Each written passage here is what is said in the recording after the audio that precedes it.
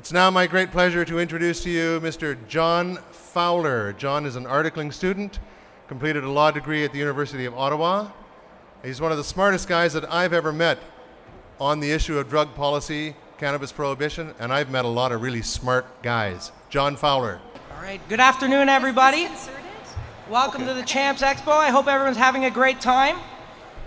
I just wanted to thank NORML Canada for putting together this series of speakers. There's many panel discussions that'll be going on all weekend to get yourselves informed and educated about various of the legal issues and cannabis issues that we're faced with today, as well as some panel discussions on cultivation and other marijuana-specific issues like that.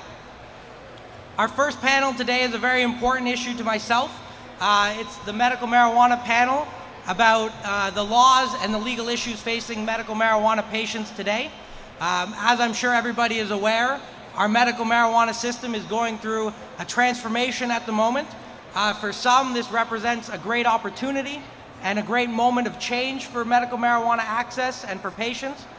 For others, as I'm sure many are aware, this is representing a time of great hardship and uncertainty as people are unsure how to proceed as we move forward. Before we get into the issues we want to discuss today, I just want to briefly introduce my guests that I have with me. As Craig said, my name is John Fowler. I'm a member of NORML Canada. I'm also becoming a lawyer, so hopefully nobody will hold that against me. But I got into wanting to go to law school, reading the cases that Alan Young and Mr. Conroy worked on, and it was just so exciting to me when I got to meet these people working with NORML and really get to thank them for all the hard work they put in on issues that a lot of lawyers wouldn't have taken the time to help with and might not have been interested in the rights at play, be they free speech or medical access or the right to do what you want with your body as a consenting adult. So my hats are off to you guys for that, so thank you very much. On my right is Mr. John Conroy. He's lead counsel on the Allard case, so that's the main patients challenge that's going through right now to fight to preserve many of the rights that patients had under the MMAR, particularly the right to self-produce their medicine and get the medicine they need.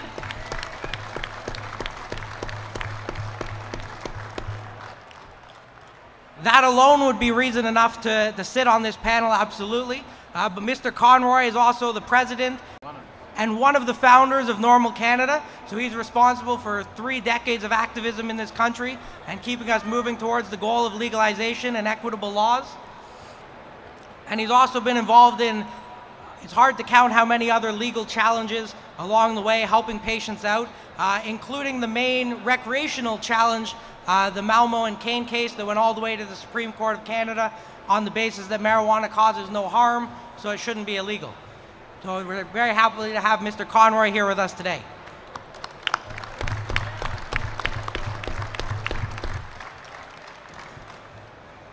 On my left here is a good friend of mine, Rielle Capler. She is the co-founder of the Canadian Association of Medical Cannabis Dispensaries and also the co-founder or the founder? Co-founder. And the co-founder of the Canadians for Safe Access. That's correct?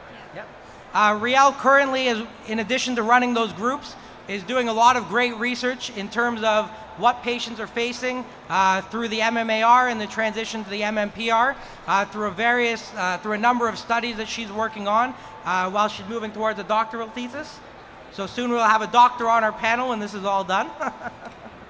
Thank you.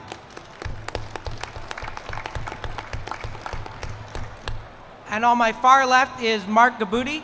He is the CEO of Peace Naturals, one of the first licensed producers to come onto the Canadian commercial scene in Canada. So he's one of the first to really take the plunge in an effort to help provide Canadians with safe, effective access to medical cannabis. And he's also here on behalf of the Canadian Medical Cannabis Industry Association, which we'll hear more about in a few minutes, but that's an association of producers that are looking to make the MMPR the most equitable it can be for those involved.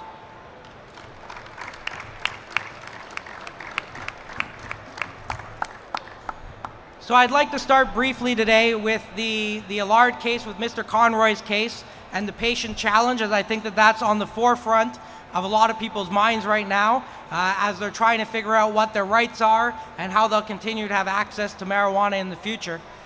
For those who aren't aware of where we've come through this, it would have been in about 10 or 12 or 13 years ago now, a man named Terry Parker started using medical marijuana long before that, but he ended up getting in trouble for it and was unwilling to say, no, I will not stop using medical cannabis. He went to court with the help of some of the people here in this room to fight for his right of access. And in a smart move, the Ontario Court of Appeal agreed with him and says that Canadians who are sick and need medical cannabis have a right to reasonable access. And that one sentence, that 7 or 8 words written by a judge so long ago, are what we've been fighting over and battling about in every case that's come with that. What is reasonable, and how much access does the government have to give us, and how much do we have to fight to keep for ourselves? With the new change coming out of Mr. Parker's case, we got the marijuana medical access regulations, the MMAR, that for some worked very well, for others was not as good in terms of getting access through your doctor or getting access to the medical marijuana you needed. But for 10 years or so, we soldiered on and we made the best we could with it. Recently, about a year ago, the government of Canada said they were going to throw the baby out with the bathwater and completely get rid of that system and replace it with a system of commercial producers. That would be the MMPR that I'm sure everyone's heard about. While, as we will discuss on this panel, there are a lot of benefits perhaps to be had of the new system, and certainly people that might get access they wouldn't otherwise have had, there's definitely a large number of patients from the old system who are not going to get the access they need and are not going to be provided allegedly with the reasonable access the court says that they deserve. So with that little bit of background, I want to move in and get everybody's opinions on the court challenge going forward. Our VLR is, I take to be the main patient's challenge. It's 3 patients and a designate, correct? Who have gone to court to fight primarily to maintain the right to self-produce, to have the stable and reliable and affordable access to the medical marijuana strains that they require. So first I'll turn it over to Mr. Conroy just to provide us a basis of why it is that after 10 years of a working medical marijuana system, you have to go back to court and fight for the right to grow that these patients thought they already had.